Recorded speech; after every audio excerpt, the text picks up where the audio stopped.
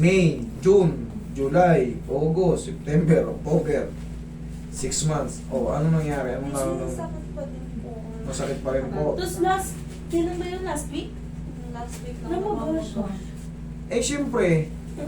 Pero since May, kumbaga meron pa rin siyang nararamdamang panakanakang sakit noon. Opo. Tapos ngayon, nung itong linggo, namagana siya.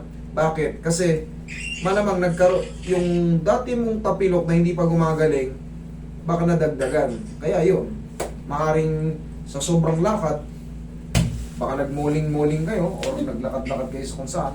Sige, balin mo. Okay? Balin mo yung shoes mo. Madali lang yan. Kaya natin yan. Sige, balin mo yung shoes mo. Ayan. Sige, higa ka dyan, Ben. Namaga. 6 months na. Sige, higa ka lang. Ayan, higa ka lang. Mamatakot. Statement lang. Ito ba, kanan? Opo. Sige. Straight mo lang. Mamatakot. Kunti lang naman po mamaga eh. Pag ginanito ko, sabihin mo lang kung masakit ah. Ayan po. yung Masakit dyan pa ganyan? Kasi pag Okay, ganyan sige. po ako natutulog. Pag ganito, wait lang ah. Yung pag ganyan. Okay lang. Pag ganito. Pag ganito. Yung pag ganito, masakit. Yan, okay. Dali lang yun. 6 months. Kami may natitira dyan, konti-konti na lang. Tapos paglipas ng mga 4 to 5 days, pwede mo nang iyan na to. Igala ng ano, samar, lakad lang. Oo, sarap.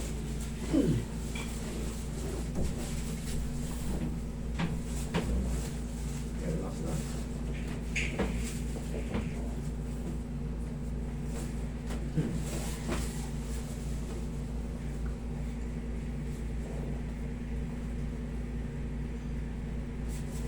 Wala na.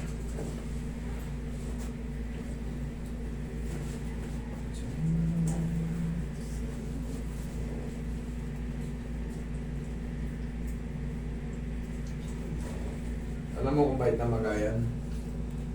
Pag naging green to, okay na yan. Sa cutex yan, kaya namaga. Eh, wala.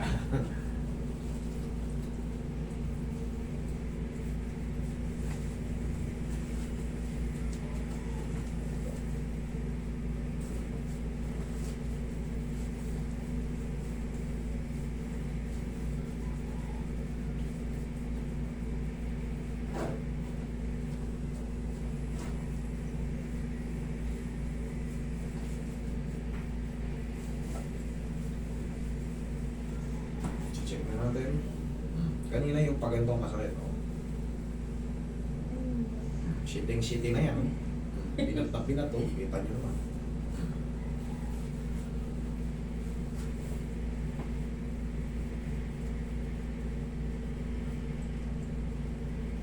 Huwag mo lang babasahin. Mamayang gabi, kung maliligo ko mamayang gabi, okay lang. Pero ngayon, pag uwi nyo, huwag lang muna. Pwede mo lang iyan yan. Madali lang yung kaso mo. O, ganun nga. Testing. Sige nga po. Nga, lakad ka. Baka di ka na makalakad. O, lakad. Okay na? Kasalanan mo yan, ha? O, nakakainis. Okay? Sige. Okay na, ano ba? Yun lang. Sige.